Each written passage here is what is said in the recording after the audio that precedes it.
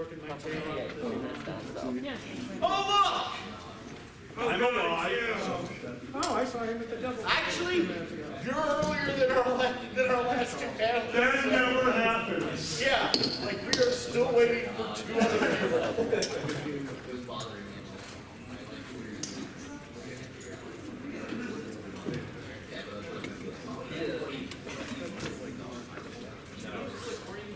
JT's not here yet, and we have 3 minutes, so we'll wait and see if they show up. Well, let's wait like all professionals do.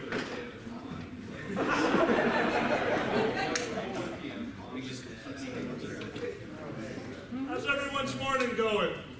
Mediocre. All right, raise your hand if you got a hangover. Yeah. Why the fuck are the people with the hangover in the front row? Do you have any idea how loud I am? Okay. I have a headache incarnate. Good morning, everybody. Welcome to Weird Professionals, or as it's better known, welcome to the panel that shows you didn't get invited to a room party last night. It is 11 a.m. on Saturday. Let's just all be very clear. If we there, none of us were at a room party last night. We asked to go, and they said no. I am the Boozy Badger.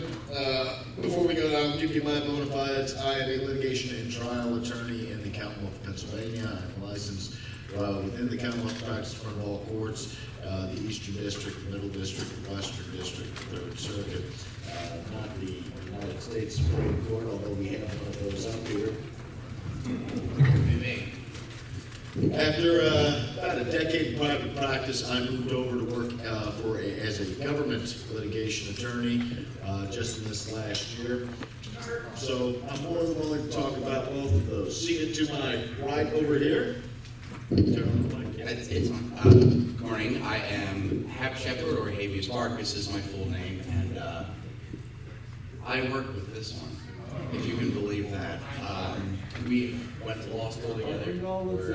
I was a public defender for about 4.5 years in one of the eastern counties in Pennsylvania, and then I started as a government attorney about 3.5 years ago, and we had some openings in our office, and I told this one, hey, come work for us.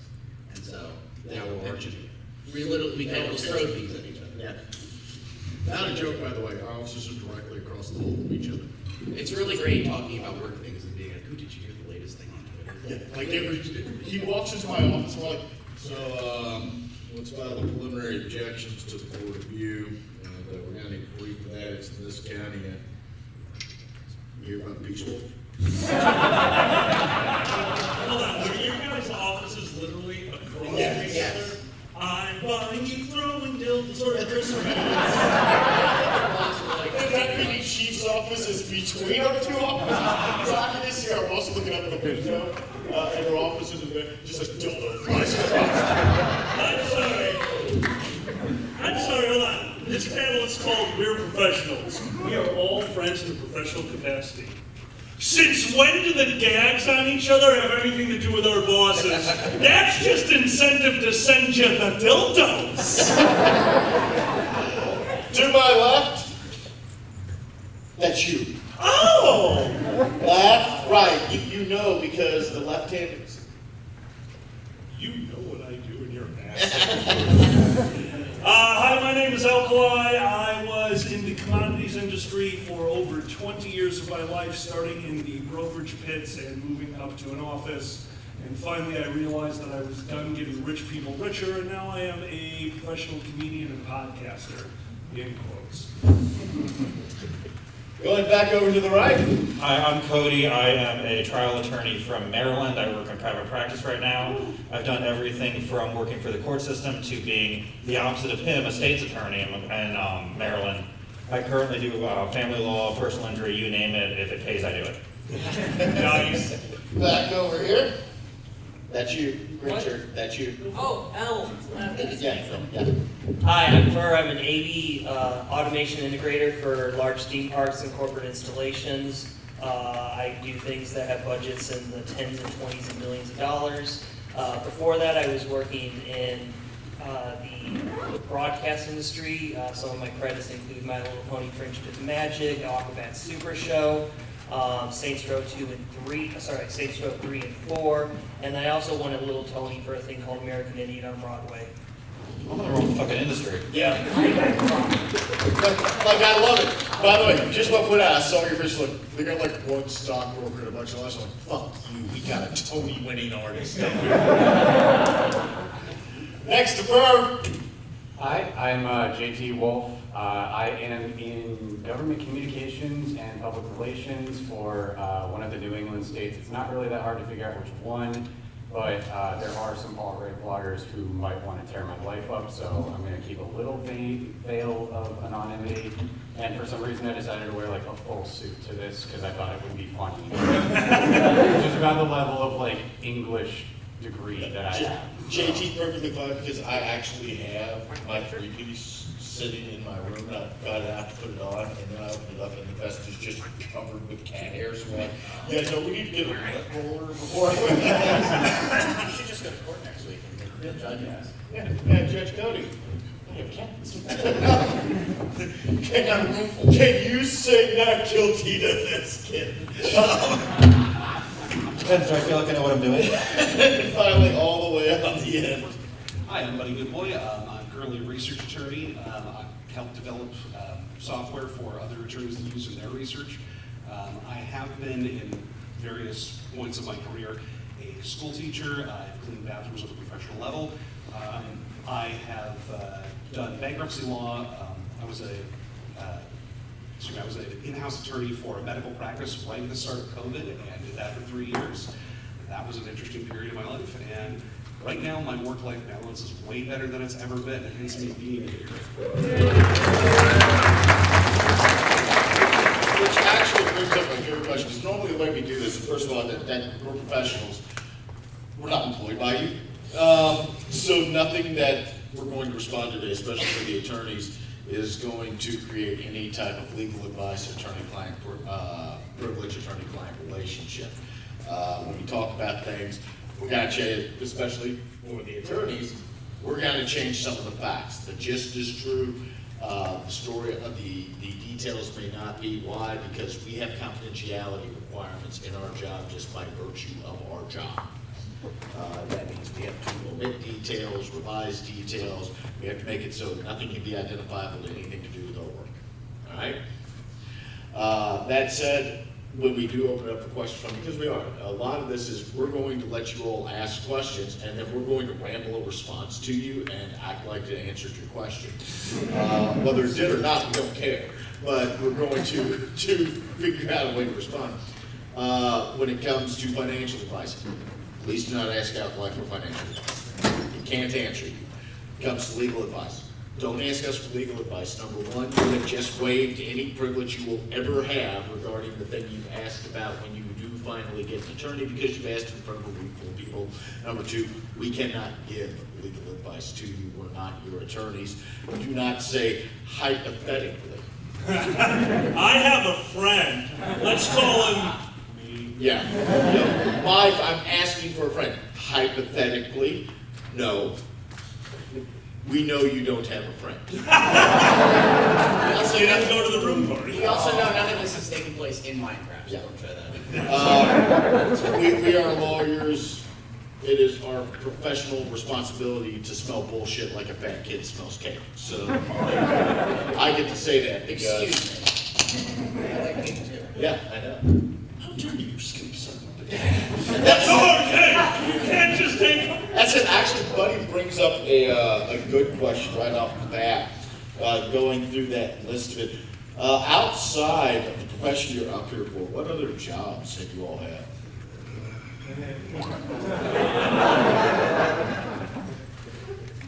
Are you asking all of them? All of us. I was a lifeguard for 7 summers. I worked at a small town beer distributor, delivering beer and ice, making ice, and yeah, yes, various other jobs like that. I started working as a journalist about 2 months before Trump went down the elevator. So, and I did that for about 75% of the Trump presidency. So you can imagine how that degraded over time. Pizzeria, I worked at a pizzeria near the college I went to, so I fed drunk kids. My dad had a boat. It was like one of those. It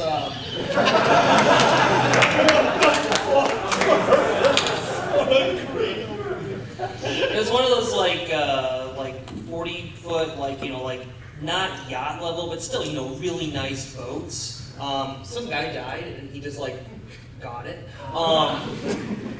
So he chartered. Technically, yes. But my dad would, he chartered this boat out. And then he realized that if he put a little checkbox on the form for an extra $200, he would pretend the boat is yours. Now, you might think that's a weird little gimmick, but imagine you're like a mid-level executive really trying to impress the president. And you're like, oh yeah, we'll come out on my yacht, we'll discuss things over lunch, and we'll go to a sunset cruise. I'll have my captain prepare it. And I was the first mate. And I would be like, oh, welcome back, I hope you enjoy your time. How was, blank, wherever you were at. And the best part about the grift was that people got stuck. They were like, oh, can we go back out on your boat?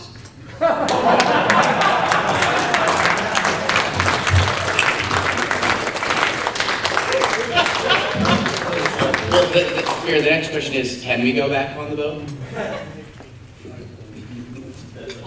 What the hell? We turn the lights on. That's probably a good thing. It's early. My first job was shoveling shit. I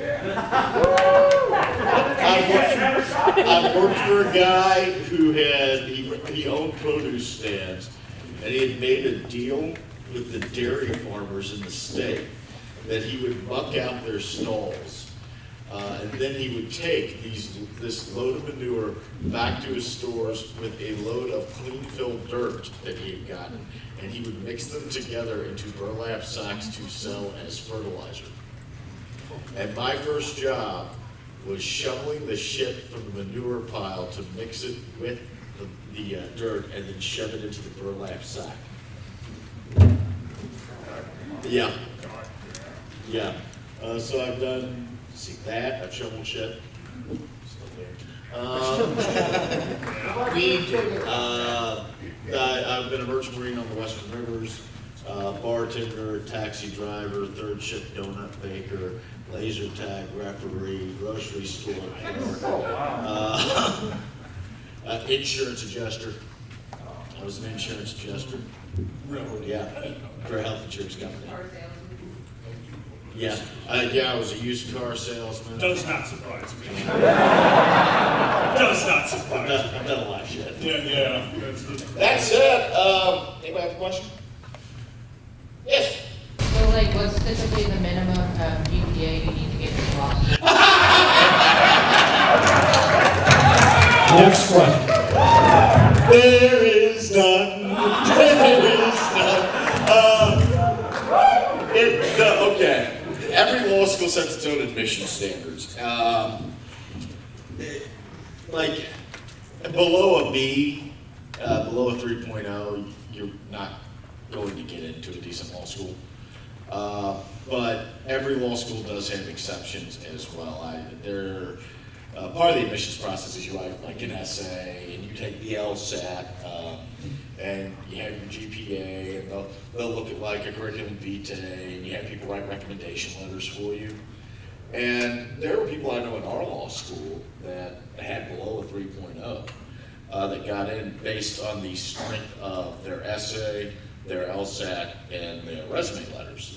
People who I didn't do that great in college, but it's because my mother died and I had to raise all 4 of my younger siblings at once while working 45 hours a week between classes.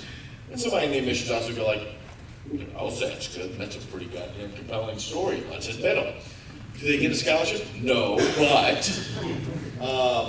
so there really isn't one, but the rule of thumb is you probably want about a 3.0, and even then you're going to want a decently high LSAT, I would say. What was your experience with taking the LSAT? So I took a prep class and actually did worse than my practice tests. At the actual LSAT. So here's the thing, everything you need to learn for law school, everything you need to learn for the LSAT, you don't need for law school. Everything you learn in law school, you don't need for the bar. And everything you need to memorize for a closed book exam and the bar exam doesn't actually apply in the real world because you can just ask your entire office, hey, how do I do this? Yeah. What about what was your LSAT experience? Miserable. I don't test very well, so. The LSAT is the Legal Scholastic Aptitude Test, and it is, it's not like the SAT with like a math section and a reading. It is all reading comprehension, problem application, and logic puzzles. So you remember those problems of if a train leaves the station at 3:15 going forward? It's worse. Yeah, like there's Well, hold on. That's my favorite. I don't care that you're a mathematician. there's a section of the LSAT that we just call the logic games, and what it's like, Bob, Timmy, Sue, and Mary all have cars. The cars are red, green, blue, black, and silver. Bob only drives on Monday, and they only drive each car one day a week. If Bob drives a green car, but Mary only drives on Thursdays, and the green car never drives on Fridays, who owns? And that's the logic portion. And the idea is that it's not testing in legal law. That's how people are like, I've got to take the LSAT, so I've got this law book. And I'm like, nothing legal on the LSAT. Not a single legal question, because the idea is it's testing your analytical mind and your logic application. That's it. It's the things that they think make a good lawyer. Buddy, what was your experience with the LSAT? Let's see, took a practice test cold, spent an entire summer taking like 10 practice exams, took a study course, and I wound up doing exactly the same. An entire summer, several practice tests. I took a course. I mean, I'm really, my parents, when they heard I passed the bar, said, we didn't think you'd pass it. Damn. You know how many practice courses I took? 0. You know how much reading I did? You know how many practice tests I took? Do I need to remind you I do work across the hall? It's coming. Honestly, though, I was a non-traditional law student. When I graduated college, I immediately went to work in insurance at the time because I just had 2 babies. I mean, I didn't have them. They were mine. I drove the lumber to the work site. Someone else built the house.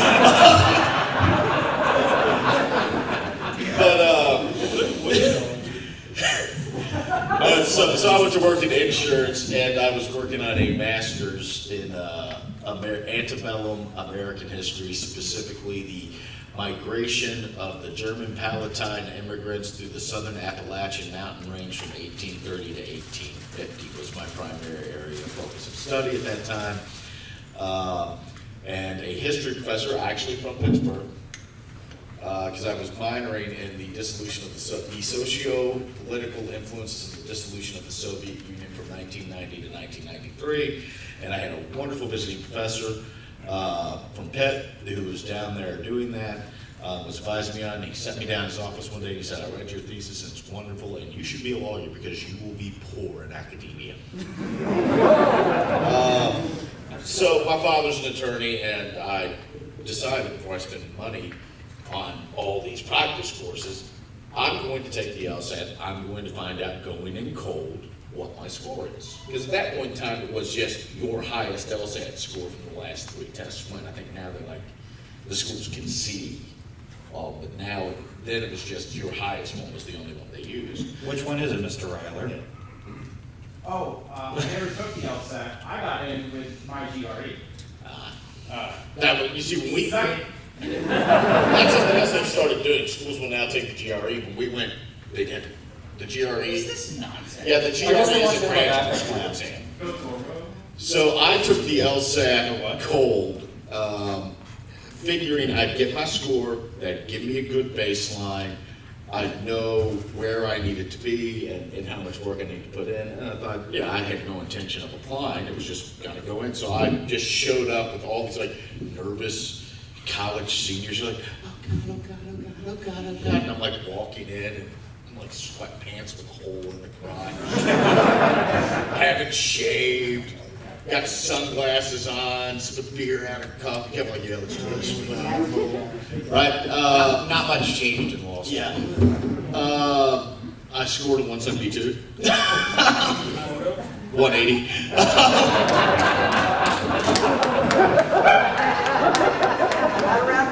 And this actually goes to your GPA question as well, because my GPA at that point, because I fucked around my first year of undergrad, really my second year too, my GPA was only like a 3.2, which for law school is not an amazing GPA, but the 172 was good.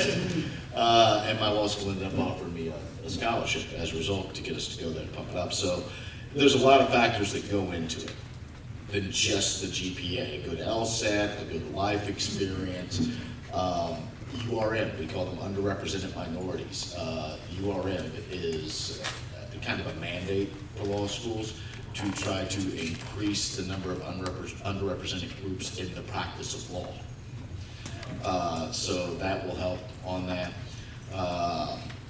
But yeah, so the GPA is not the end all be all, but you want at least a 3.0 if you're gonna have a really good LSAT school. And sweats with a hole in the crotch.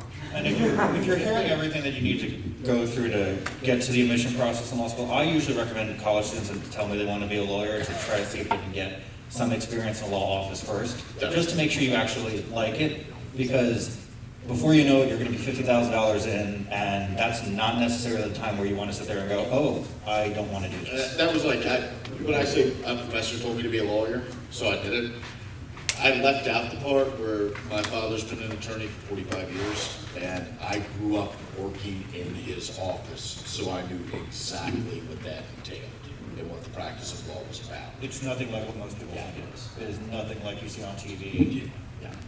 Yes, right back there. Jumping off of that point, is there anywhere in the country that still goes the very traditional route and allows people who just read law to take bar? Actually, yeah. Wisconsin? What we're talking about, for a long period of time, the method of being admitted to the bar, you didn't go to a law school. Like, it's always been an option to go to a law school, right? Like, the oldest law school in the U.S. is from, like, the early 1800s. But the traditional method of learning the law, qualifying to be a lawyer, was you would go and you would find a lawyer that was willing to mentor you. Often you'd pay them to mentor you. And when they thought you were ready, that you would stand before the bar. And the bar would be a panel of judges and lawyers, and they would question you. It was like a dissertation defense? Is anybody familiar with that? Where you write a dissertation, and then you go in front of a panel of experts in the subject matter, and they drill you on your dissertation, right? That's what taking the bar used to be. It used to be an oral examination given by a panel of attorneys. Once your mentor would, we call it, stand for you at the bar. Standing for you would be to stand and suggest that you be admitted to the bar.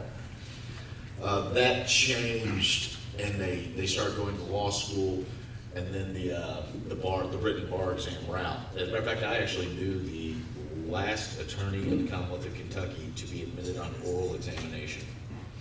He was a mean son of a bitch. 90 years old, 2 canes, and hated human beings. But to answer that, are there places that still do it? Yeah, California is the biggest example. There's like, yeah, Wisconsin does it too? I think. Yeah. But, West Virginia? Virginia still does? Yep. New York, you have to be working for an attorney for 4 years full-time as an apprentice or intern, and then you can just pass. Yeah. So the answer is yes. There are states that do allow you to still read law. Somebody else pick someone. Down at the end? For anyone considers it all the time, stupidest interaction with the government. I'm going to take this to you right on. We've had the lawyer answers. I'm going to hear the non-lawyers. I was going to say, legally, I don't think we can even Yeah. Yeah, I'm sure you can. Please do.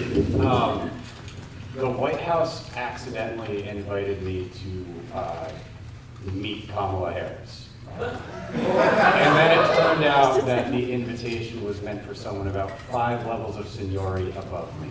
And my response to this information was, can I still go? And they said, you are a lowly plebeian, you do not get to meet the vice president. But you may sit in the room as a good Democrat and observe her. I'll take it. I'll take it.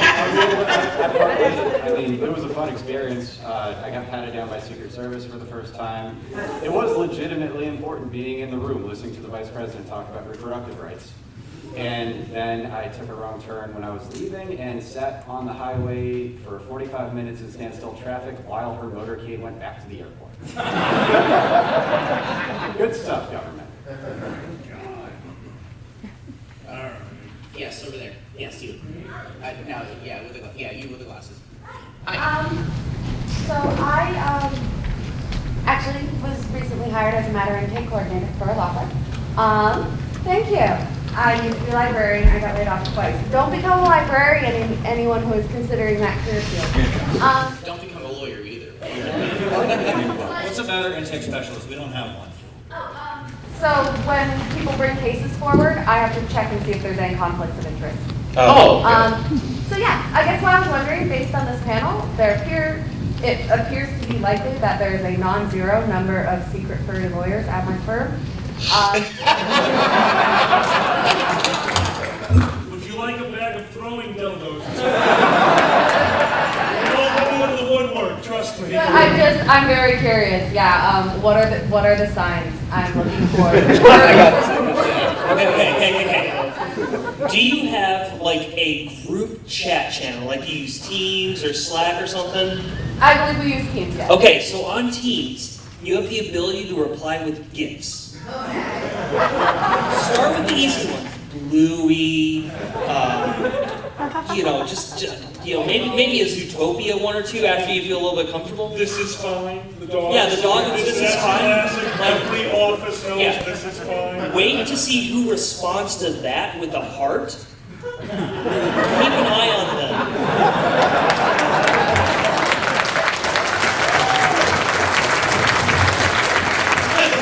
I love your imagery there. It's like, the box with the stick holding it up, and they're hiding there with a little string. You just got a Bluey beat song.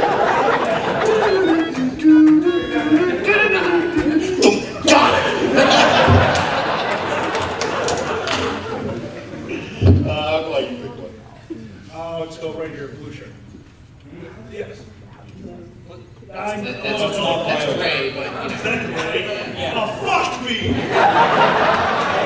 you're doing great, sweetie. Sorry. So this is for both lawyers and non-lawyers. Has there ever been like a case that's just made you go, yeah, this is why I became a lawyer, or Oh, that's an interesting one. Okay. it's like, keep your money. The bono I got from the justice. There has never been a case where my response at the end of it has been, keep your money. Like, I've had people come to me like, thank you so much. We would have been really bad off if we hadn't hired you, if you hadn't done this, or the whole family's really grateful for what you did. And they're shaking my hand, they're like, I had a couple, and I saved their home. I saved their lifelong home. I kept them in it. I took care of their debts. I got the bank and the IRS off their backs. And they brought me this wonderful basket filled with imported chocolates and a card, and wept profusely as they thanked me and handed me that. And I said, oh, thank you so much. It was no problem. By the way, here's your invoice. It is payable in 30 days or less. There it is.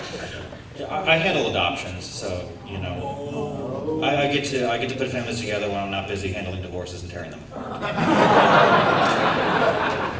So I have a serious answer and a funny answer. The serious answer is, I guess in my public defender career, I had many clients who were they were charged with drug crimes. It was all possession, and a lot of them Addiction's a real thing, and I had clients that I would get them on probation, and they'd say, "Oh, thank you, I'll never see you again." And I'm thinking, I'm gonna see you in about 3 months. And sure enough, some of these people I'd see, and I distinctly remember one client. Our county had what's called a drug court, which is a diversionary program for people that are facing state prison charges. And he had 2 kids, two or 3 kids, but was absolutely begging me, "Please get me into drug court, please get me into drug court." And I knew he needed it, I knew he deserved it, so I fought really hard for him to get it, and he ended up getting in. And I saw him on the street one day, and I couldn't remember his name, but he came up and was thanking me profusely for helping him. Well, no, I got to do my funny. Oh, okay. That wasn't funny one? No. Okay. So my funny one is, I had a really bad client as a public defender who ended up going to trial and ended up losing the trial. It was a really bad case, but ended up having to take an appeal to Superior Court, and actually made case law in Pennsylvania within 5 years of being an attorney. And so the best part was when that case screwed him over. Being another attorney had perfected a method of dealing with that specific type of case. There was one essential witness that the state had to have in every single circumstance. If they didn't have that, and they couldn't force that essential witness to testify in very specific circumstances. Other times they could. Other times they'd be like, "No, because of the nature of the case, there's no privilege. We can always force you to testify against the defendant." But me and this one other attorney in my county had scoured the law and found out a way that the state could never force that person to testify if they didn't want to. And without that testimony, the state couldn't make the case, right? So we had gotten into this whole thing of, well, wait a second, who's the witness? Oh, and so and so. Do they really want to proceed with it? No, they don't. All right, well, have them go talk to this guy. They go talk to this guy, and that guy go, "What's your side of the story?" And they tell him the side, and he goes, "You don't want to testify?" "No, well, the way it sounds to me, that was a mutual affray, and realistically, the one of you could be charged. So if you really don't want to testify, you have a Fifth Amendment right not to incriminate yourself unless the DA is willing to grant you full immunity." And the DAs never do that. Right. So every single time we come up, we'd show up, they call the case, and I'm attorney so-and-so for this person. However, we believe they're calling this witness, and their attorney's here, and that attorney's saying, "Yes, I'm here for Mr. or Miss so-and-so, and my client won't be testifying. They have a Fifth Amendment, after consulting with them, I believe that they're at risk of prosecution from their testimony, and they have a Fifth Amendment right not to incriminate themselves." "Oh, well, at this stage in the hearing, it can only be hearsay. All we have to do is hearsay." "Yeah, but there's this case out here that says you can support it to the next stage on hearsay alone if you can provide admissible testimony at the next stage. You're never going to be able to here. You can't force them to waive the Fifth Amendment." So we had gotten that down to an art form. We were becoming known for, we called it the whipsaw. So I'm in court one day, And then I come along. yeah, I'm arguing this, and then the DA goes, "Well, Your Honor, based on this new case," and I'm sitting there going, "What?" I'm reading it, and I am tapped in. We've got it out. I'm tapped in. I'm telling him about it later. And he goes, "Was it this case?" I go, "Yeah." He goes, "That was my case." Plus, if you'll make case law, I'll take it. But I also have a serious story. I had a client that came to me. I actually was sitting in the back of a courtroom. Sometimes this happens when you're in a small enough jurisdiction. There was a case going up. There was a person who had been trying to expunge a non-eligible expungement matter for 30 years, and this is something that they weren't able to volunteer with their children's organizations growing up. They had to miss every field trip. They had to miss everything by virtue of the conviction. The only way that we could have, it's to the point where even the governor was like, "This case is not big enough for me to use my pardon authority on." And the only thing we could think of was using a very little known common law mechanism called a writ of error quorum nobis. It is the last resort. And I had never handled one. I had another lawyer who has handled them, tried to poach the client away from me. We got that writ of error quorum nobis, and now that person is able to volunteer for their younger child's school activities for the first time in 23 years. So that's actually a wonderful outcome. The thing is when we joke about these cases, I'll have people who will be like, oh, that's harmless here.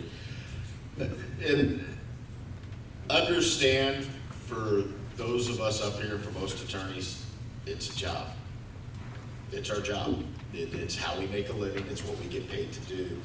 And you hear so many of them day in and day out that at some point you go, it's the job.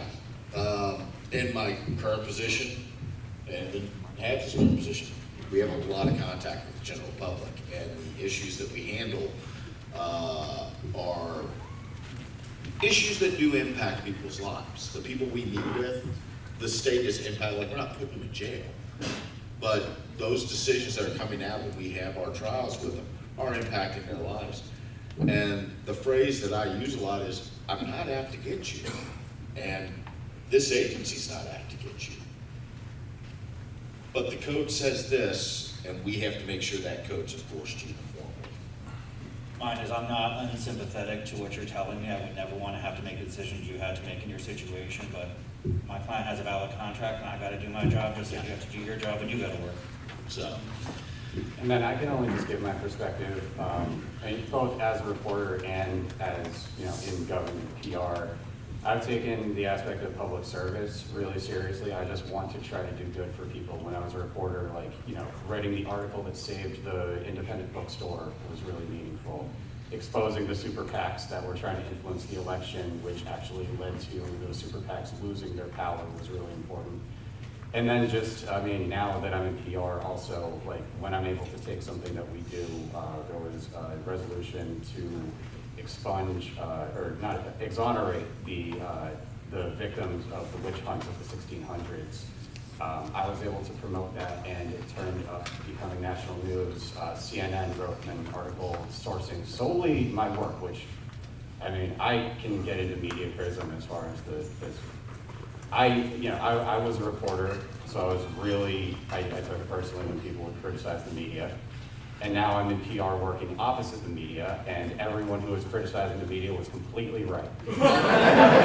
But they don't know what I know, so I get very frustrated when they criticize the media, because I'm like, I know what's wrong here.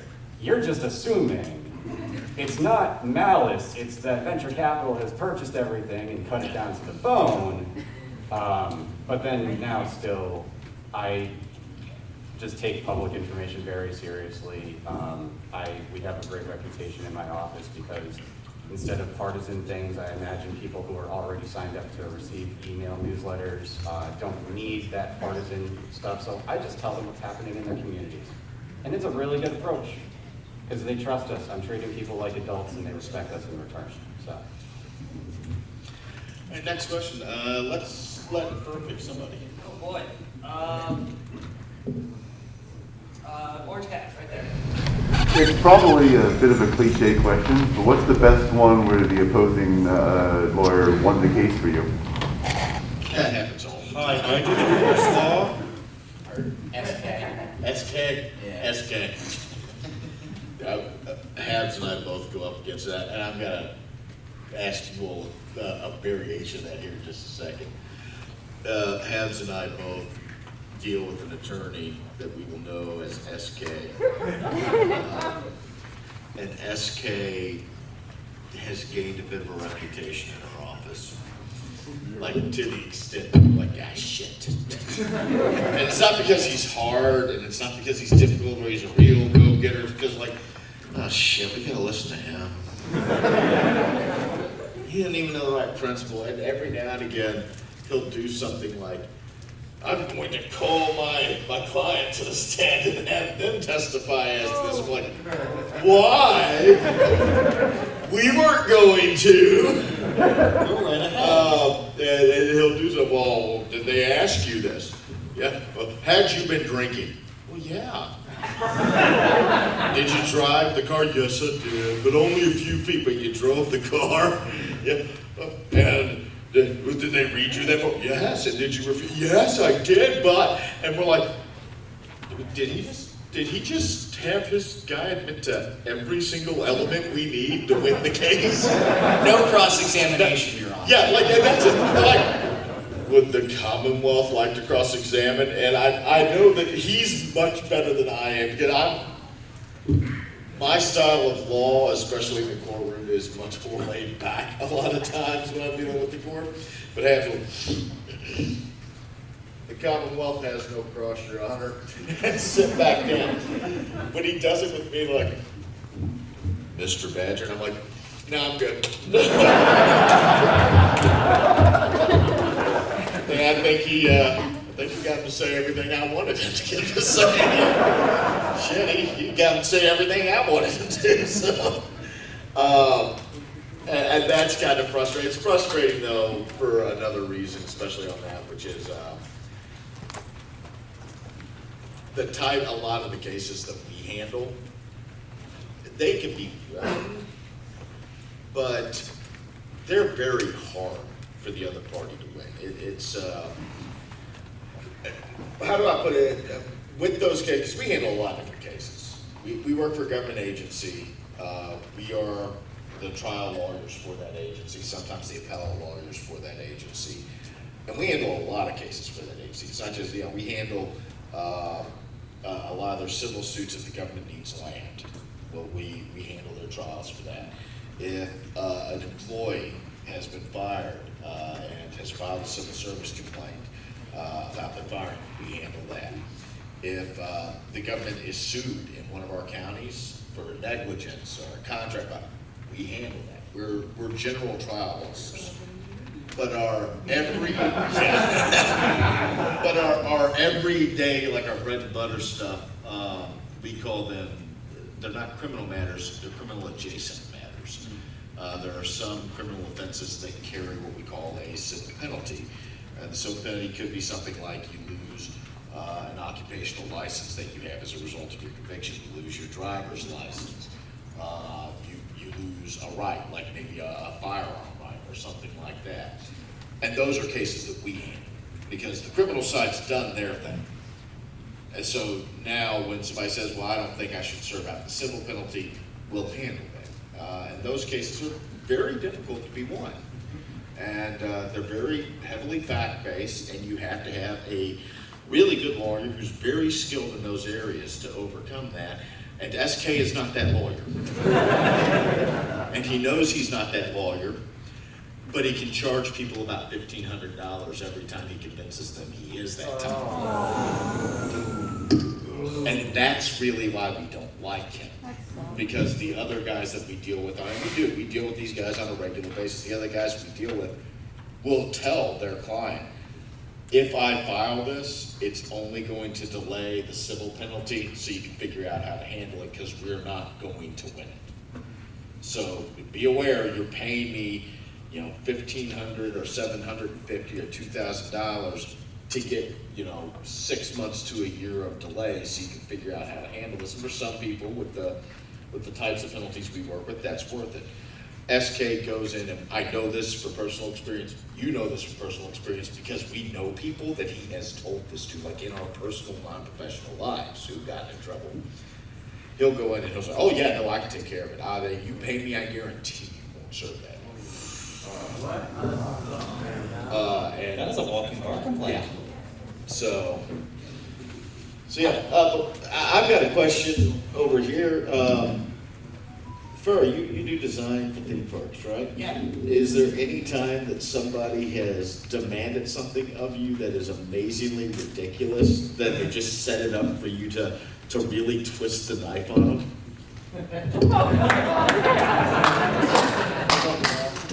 So I do private clients on a very rare occasion. I usually work through a company that works for another company. I can't tell you the names of those companies, but if you've been to Orlando, you might have an idea. But sometimes I'll take like a private client, and this private client really, really, really wanted like a theme park ride in his house. And I said, well, I don't really do like all the actual theme park ride stuff. I just do like the AV integration. I do all that stuff. I can get that all set up for you perfectly fine. But you need to talk to these guys to get the actual ride park on. He wanted to build like this moving like theater inside of his house. And I told him, you've gotta get that set up, and like, I'm not sure about the legality of it, like, you gotta get this certified by the Board of Agriculture. They oversee theme park rides. Really? Yeah. I didn't know that. Oh, that's wild. It's big equipment. Yeah, okay, all right. Right? It's fun. Dude, it's fun when the Department of Ag comes to go do their daily, or they do a yearly inspection, and then basically is they have to ride the ride. They bring their kids.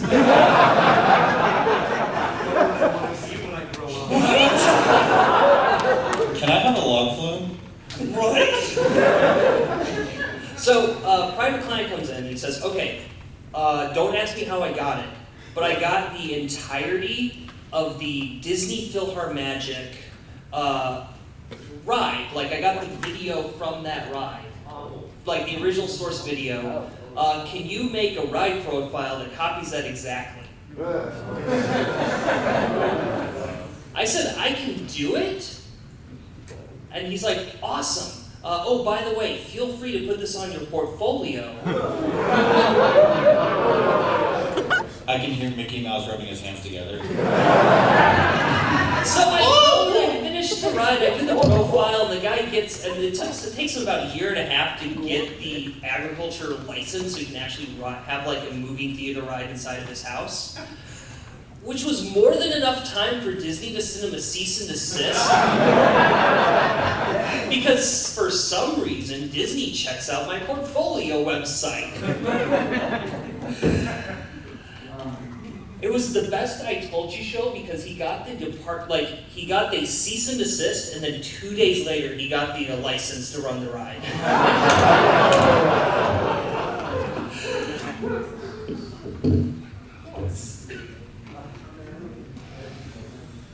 Blue shirt right there. I actually had one for Alkali. Uh-oh. Oh no. I have a friend who works in the financial industry. I'm sorry. Not the banking side of things. Okay. But is also an ardent socialist. Oh. So I was wondering, in your experience, how many of these offices are split between the ultra-capitalists and the ardent socialists trying to undermine the ultra-capitalists and... I love the question. It exists. It does exist in my industry. I was a commodities broker. Commodities is not like stocks. Stocks, we can all take part in. Stocks, a small piece of the company. Commodities broking is based off of hedging. The idea of what we're doing here, we're not supposed to be playing with this stuff. No one is supposed to be gambling with commodities. They are made as a way for a farmer who is growing a crop to be able to know how much they will sell that crop for when the crop comes to fruition. That was the idea of commodities brokering. But then people got so much money that we realized, oh, we can just buy and sell gold now. And that's what started happening. So unfortunately, for your question specifically to me, very little. Myself and my coworker were the only two liberals in our office. Everyone else was a pretty hardcore conservative and or Nazi. Oh no. Backhorn. Not good! Backhorn. Not good! So, Didn't work. I worked in the commodities pit. Corn is one of the things that I literally had to trade when I was a teenager. Pick up the phone on the desk because we were all so busy. And there's a very strange voice that's very recognizable on the other side of that phone. I couldn't quite put my finger on it. And they're screaming, buy corn! Buy corn! Sir, how much corn should I buy? Is there any left? Then keep buying! To protect you from the Great Depression, we have a thing called limit breakers. At some point, if a market moves too fast, too quickly, we stop it. That's what happened that day. The market started to go up, the phone rang, picked it up, buy corn, looked up, market hit limit, can't buy corn. Guy screamed at me for 20 minutes, slammed down the phone, whatever. My boss pulls me in later and goes, Dan, the next time fucking Ross Perot calls you,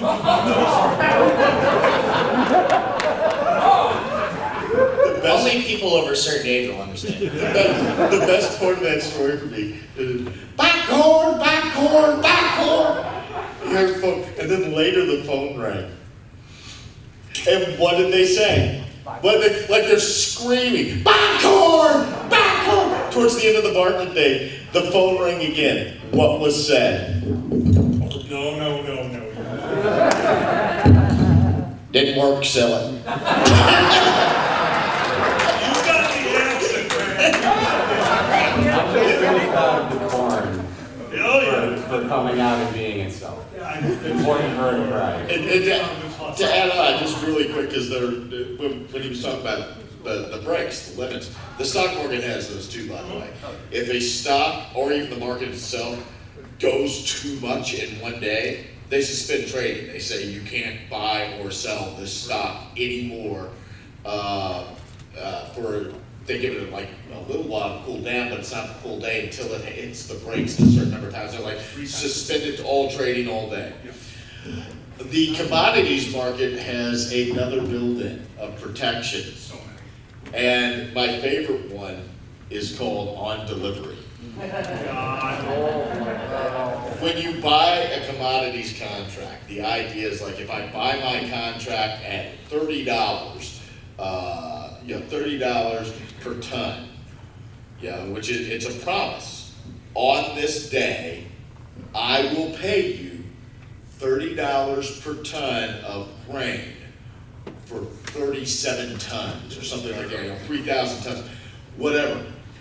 And if you're buying that contract, the idea is if it goes up to $50, $60 a ton, you get to sell the contract for a profit to somebody else so they can have the right to buy the grain at $30 a ton on that day. This is what happens when you let rich people gamble in a hedging market. Right? Yep. So there's something called a spot contract in commodities. And a spot contract means you must take delivery of it.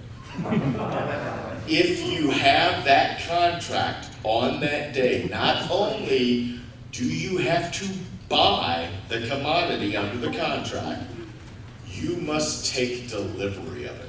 Yeah. You just get this stuff. It's yours now. I'm sure years ago, maybe you heard on the news how people were talking about oil prices were negative. Who remembers that? Yeah. Okay, this is a fast version of what happened there. That was the spot contract. The contract was negative because everybody holding on to one of those who was trying to get out of it, these are hedgers. They don't want, this isn't a barrel of oil. This is tankers of oil for your one contract that you now need to put in your lawn. The market was so negative because storage for the product was in use. We were getting ready to gear up as a country and needed the storage for later. No one could store the oil they bought. Oil prices weren't negative because of oil.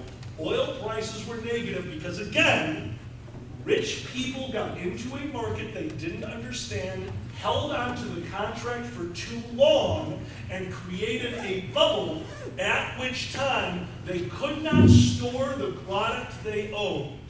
Which means that I watched a ton of rich people get charged a $30,000 a day fee for holding the oil in a tanker that costs so much money.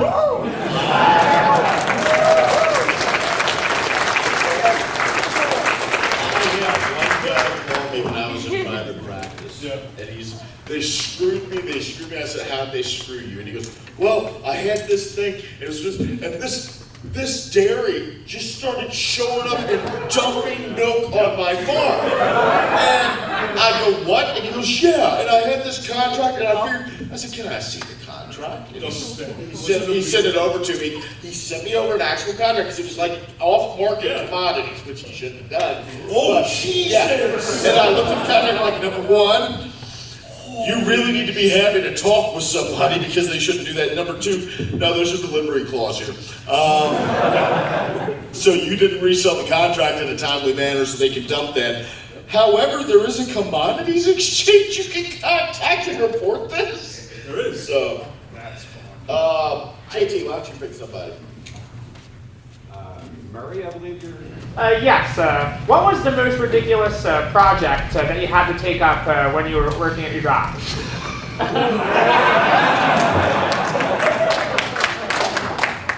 Why don't I go last? Because mine's only a sentence and you don't want me to go first. In New York City, I once received a $150,000 contract for the Sex Museum.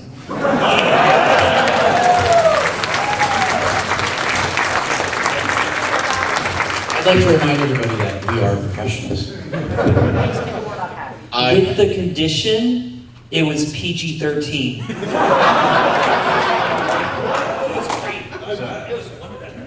I told this story last year, but I can tell it again. I inadvertently helped send Pitbull to Alaska in the summer. I don't want to fully expose my name, but I am still, I check every 6 months, I am still a listed source on Pitbull's Wikipedia page, Dale Live Moss. So basically, in 2012, I was an intern at Reuters news agency in Times Square for about 8 weeks. It was thrilling. It taught me that I didn't want to be a breaking news reporter working on national news. Covering mass shootings was hell, but I will say that I had this afternoon right before the 4th of July where they didn't have anything for me to work on, and they told me to do an enterprise story, which is just a reporter who follows their sources and knows their interests, goes out and finds something interesting and drags it back in. So I was a follower of a couple of comedy writers, one of whom had a column for the Boston Phoenix, where every week he would take the most ridiculous press pitches that he got from various music artists and companies and labels, and he would just mock them mercilessly.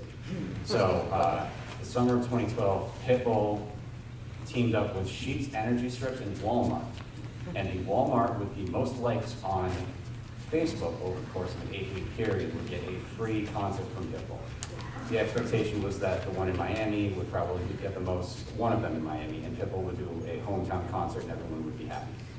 This columnist decided to do a search for the most remote Walmart in America, Kodiak, Alaska, community of about 13,000 people, only accessible by seaplane or boat. And he wrote a column about it, and it was getting a little bit of spread here and there, but I was following him, and I was like, you know, this could be something. It could be a fun, like, pop culture human interest story. So I reached out to him, and I put together a story on it, and no one on the edit desk really got it, but I was the intern, so they fought for me, because it was just like, hey, let's throw JT a bone. He's our intern. Let's just do something nice for him over the 4th of July. It was like on the top of Drudge Report the next morning. And 73,000 likes later, Pitbull was exiled to Alaska.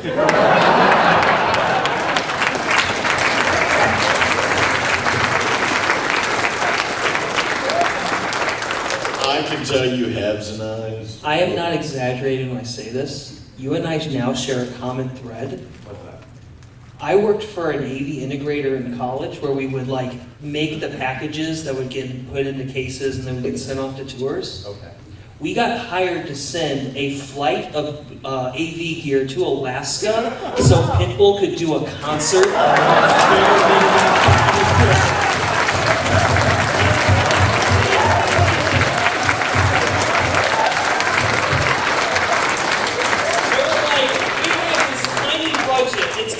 On a plane.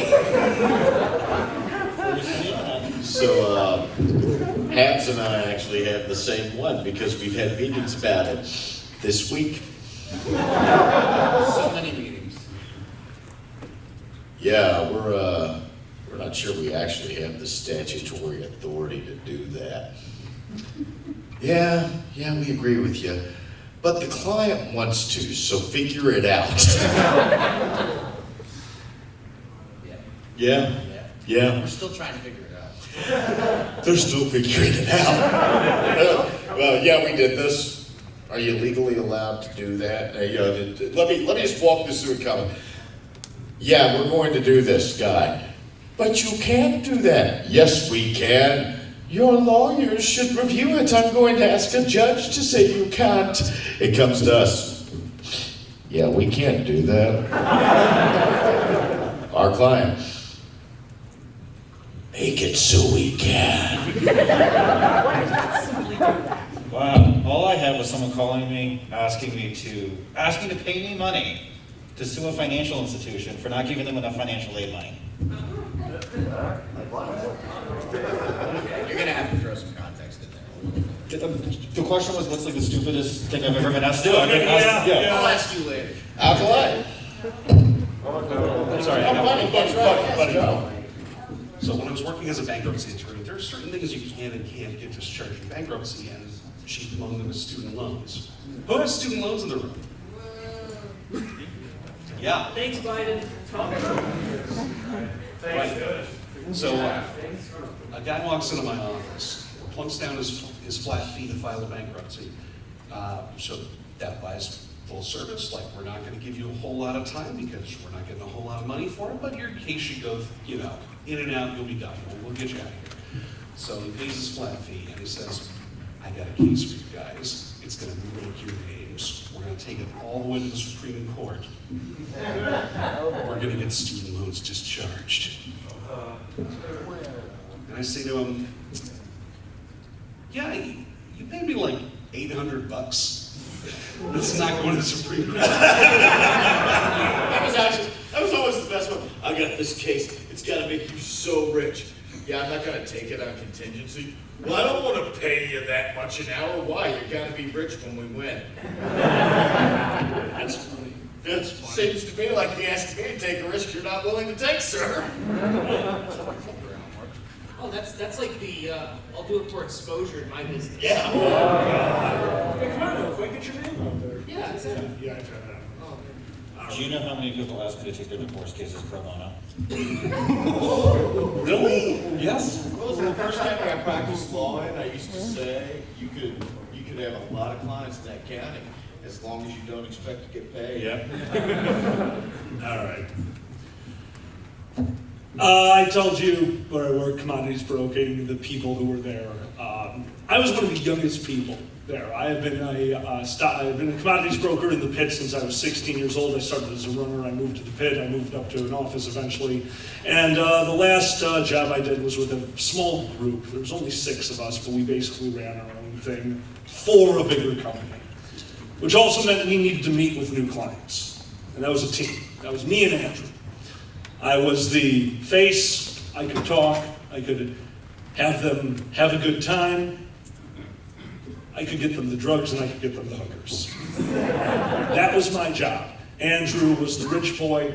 Andrew came from money and could speak their language, and between the two of us, that's what we did. One day, my boss pulls me off to the side and says, we got one for you guys.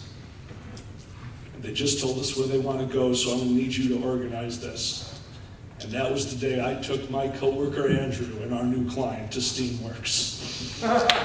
And nothing is better than taking your ultra-conservative coworker who is trying to schmooze his brand new gay client at a gay bathhouse while I'm just handing out weed.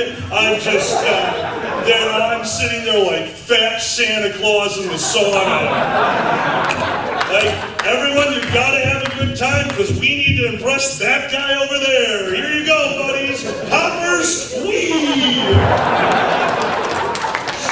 And Andrew, my ultra-conservative coworker, with me in nothing but a towel, cowering in the corner, who is now looking to me for protection. I succeeded. Don't worry. When a gentleman, boozy size, came up to the two of us, looked at me, looked at him, said, hey, sweetheart, that's my bitch.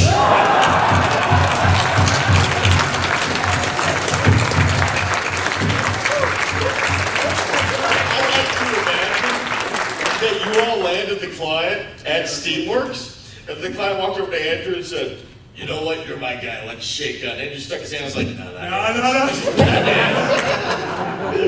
The worst part was the guy was super respectful. He was just like a normal rich dude. He's like, no, I've always wanted to do Steamworks. You guys said you have a gay guy that's going to be with me. Let's do that. And Ashley was like, no! And I was like, yes! I've got a brokerage gay. Good, let's go. The worst part is all my coworkers are like, bring your cell phone and get pictures of Andrew. And they're like, guys, this is a gay bathhouse. We're not going to take it a cell phone. Like, just pay them off and take. So now they're doing a collection. They want me to buy spy equipment. Where would you put the camera? We all know where I'm going to put the camera. Did you film this out of a tunnel? Yes. Oh, buddy, would you like to pick your next question, please? I told you not to let me do that. I think if you in the back, you had your hand up. Person who was the reporter, so I know there's a lot of stuff with furries in the media. How have you ever done like stuff with that? And like, how is it like? Have you like kind of set the record straight on that? Where like people like, you know, like the popular opinion, like, oh, it's just all kinky sex and this. Have you ever had like stuff where you were either approached to do something on like the furry culture, something like that along the lines? I actually have not had furry cross through my professional paths very much until I started coming to Anthrocon, and instead of coming up with really intricate excuses as to why I was in Pittsburgh and just so happened to be around and in all of these photos with furries. My coworkers are aware, and it seems like they don't really care, but they don't really mind either. I unfortunately only worked in a national capacity in the media for a very limited time. I was working at a local, like a regional newspaper. So unfortunately, only once or twice did Furry reach a point where I could potentially write about it, and there was never really an opportunity to do so, unfortunately. I'm just going to expand the question to the whole panel, just so that if anybody else had any instances of kind of furry crossover stuff. I mean, I refused to hide it. I absolutely refused. I was miserable where I was, so I had a little alkali badge behind my monitor that I could look at. And that all culminated when John the Human, if you've ever been to First Square, a good friend of mine, he basically, I've been working with him for years. He came and was my financial director for First Square for its first 2 years. And at the charity show, there's a certain person who loves to Photoshop my face onto things. John Wonham. I was fired this year. To this day, everyone in the office refuses to take down the poster of my face on the cover of GQ magazine with a bunch of furry stuff on the side that looks right into the door of the manager's office, who's the one who decided to fire me. I hate those guys, but there's times when I love them. I can just add on briefly. I have an answer to the question that's slightly different. So, like I said, furry only comes into my professional capacity when I drag it in, and I try to limit it just because I'm sure the 8th picture of a giant wolf running around Pittsburgh when all of my other coworkers are, you know, taking care of their kids, and, you know, that it's just, there's limited value to it. But I joined the fandom and started coming to cons in 2018, and pre-2018 in a professional capacity, I was finding my opportunities were very limited, and it was partially because I was skittish and anxious and scared a lot of the time. I wasn't willing to take on big opportunities or big responsibilities because I was worried I wasn't going to be able to take them. And going to cons started correlating with me associating with positive traits of my persona in my daily life. And actually, I basically pretended to be my persona and effectively faked it until I made it. My persona was an idealized version of myself, and gradually that idealized version just became my day-to-day version. You know, coming out to Pittsburgh by myself or with a couple of friends for the first time, driving 8 hours and getting lost in a sea of furries, really gave me the confidence to start taking the bull by the horns at work, so to speak, because if I was doing stuff like that, I can take on responsibilities in you know, state government. I can jump out and do more things. So in that capacity, Furry has really made me a better professional because it's expanded my horizons and made me more open to opportunities and experiences I normally wouldn't have taken.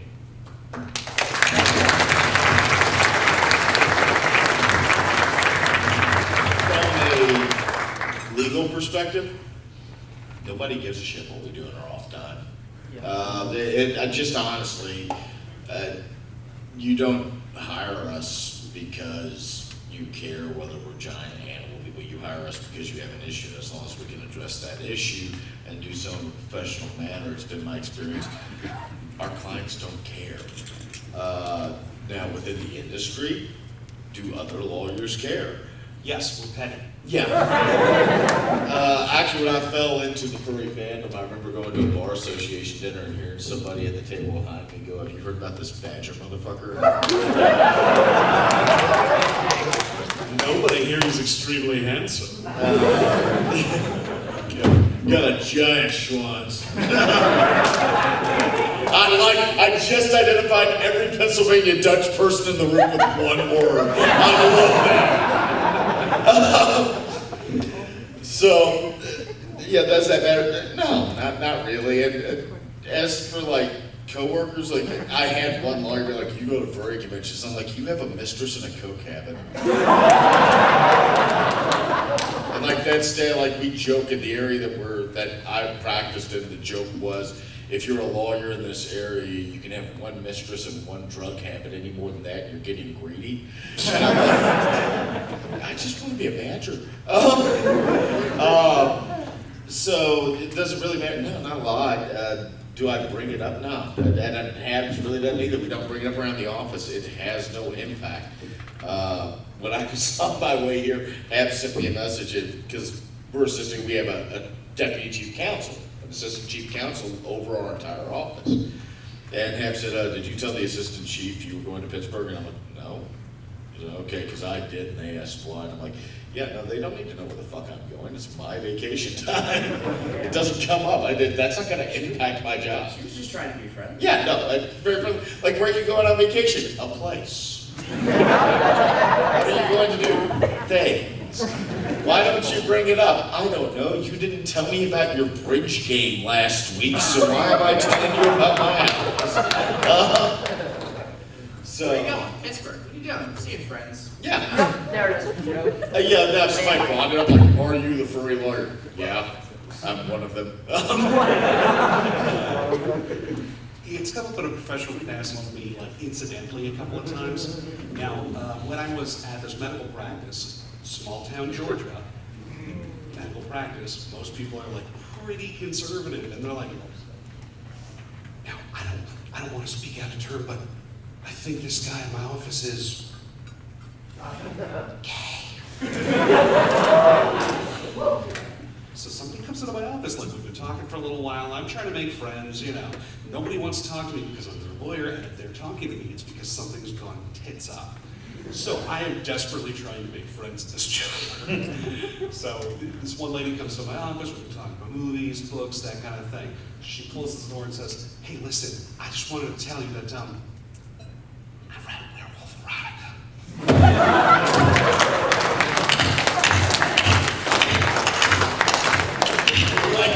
Me too. Now, I was at the Writing Kink panel at midnight last night. You're all liars. Yeah, so I looked at her and said, "You know, that's not the weirdest thing I've ever heard today." Nice. To kind of explain that, especially, I had time to be an old man. Especially if you're a younger part of the fandom and you're like, "Oh, furry, cringe, I don't want people knowing about that, it's a hobby and it'll be embarrassing, da da da." And I grew up gay in the late 80s and 90s. Well, queer, I guess I should say. Bi, however. I like to do things with things that have the same things I have, as well as things that have things other than what I have.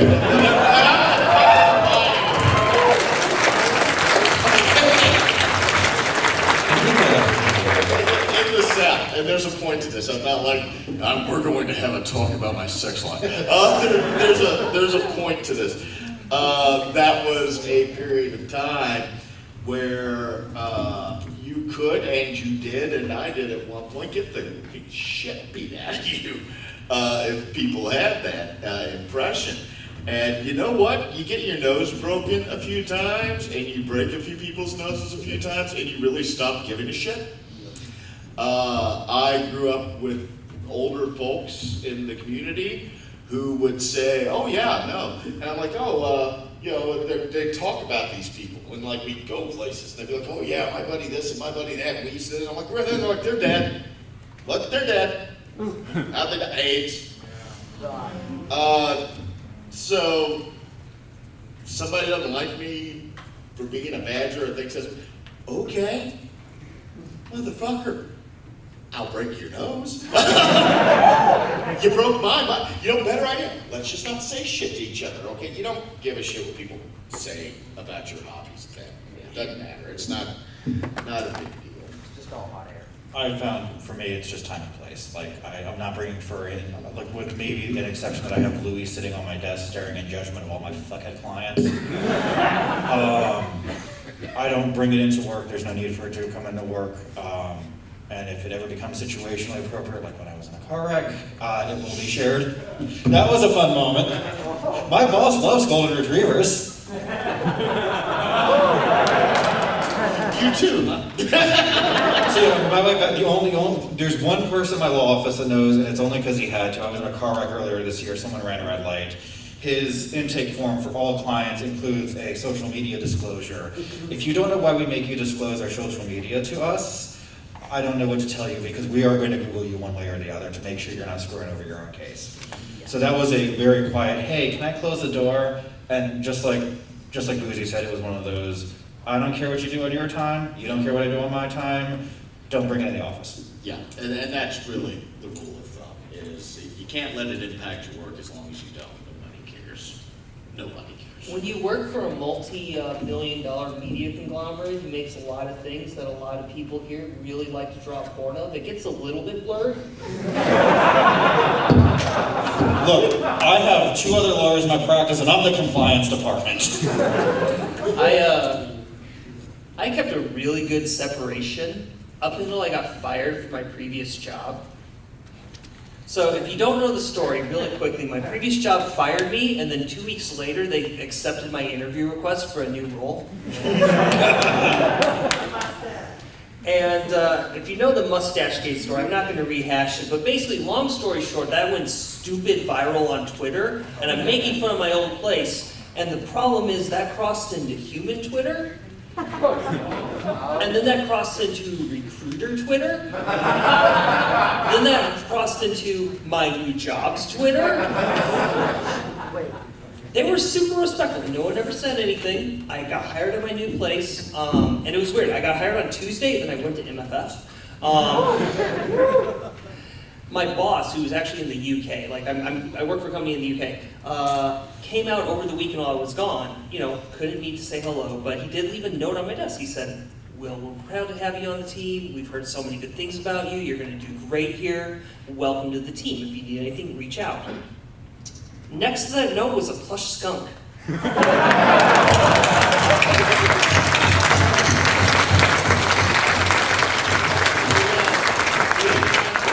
last question. Perhaps why don't you pick it? You in the brown shirt, I've seen your hand up many, many times. Yeah. Okay, I know. Okay, so everyone, I know you might not be familiar. You're going to have to speak up just so I can't hear you on my end. Oh, You want to come up and use the microphone? Come on up.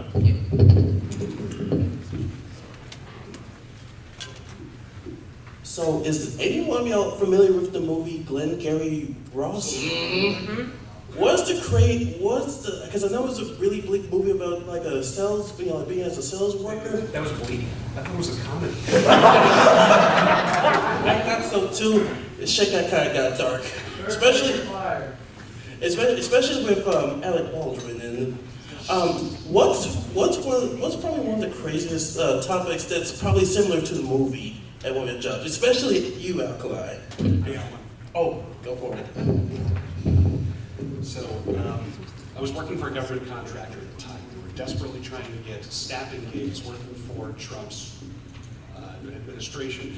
And, you know, my heart wasn't in it for some reason.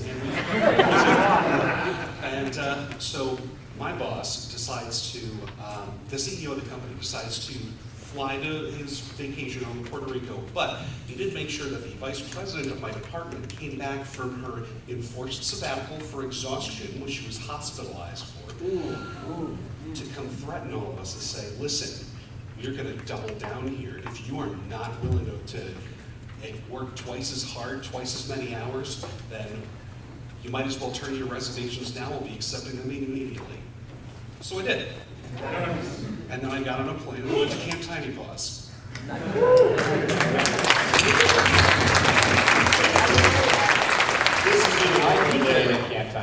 Yes, that's how we But Glenn Ross, the Alec Baldwin character as a consultant, sent in to boost sales and tell them what horrible salesmen they are. And one of the lines is, put that coffee down.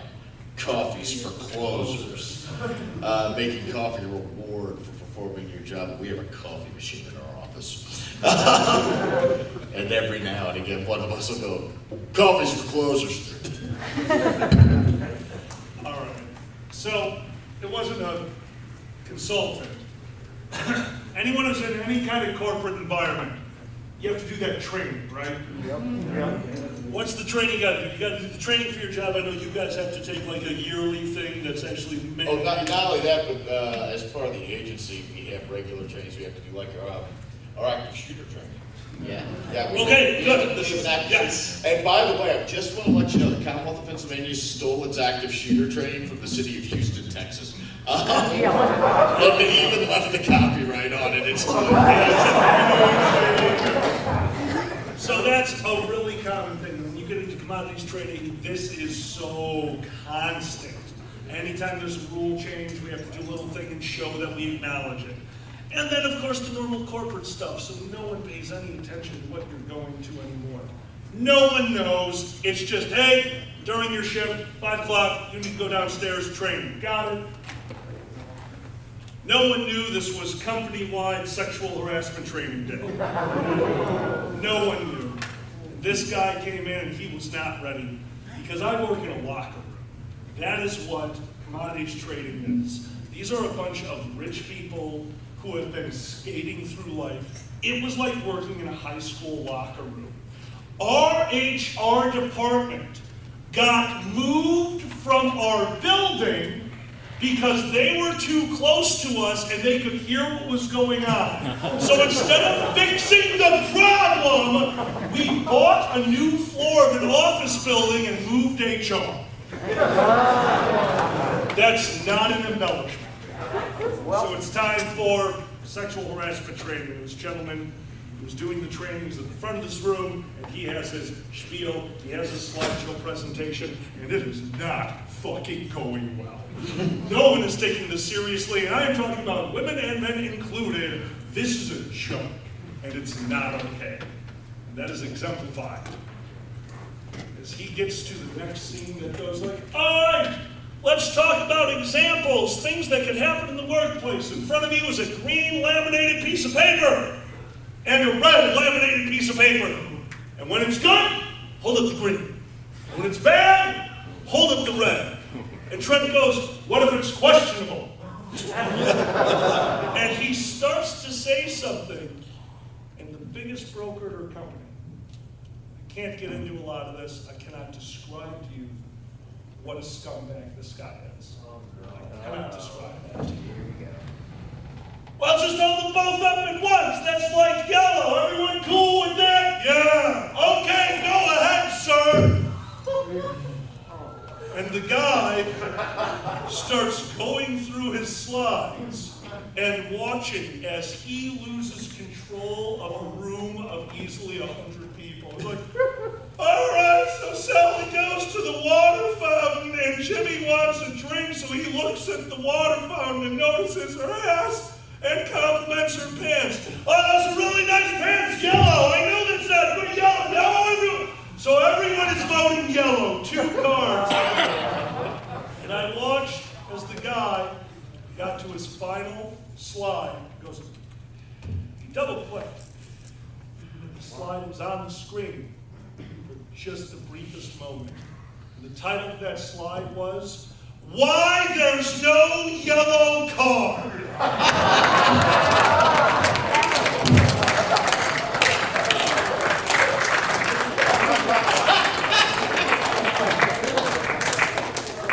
I might have kept my yellow and green card. And every once in a while I'd hear Trent saying something, I just, right.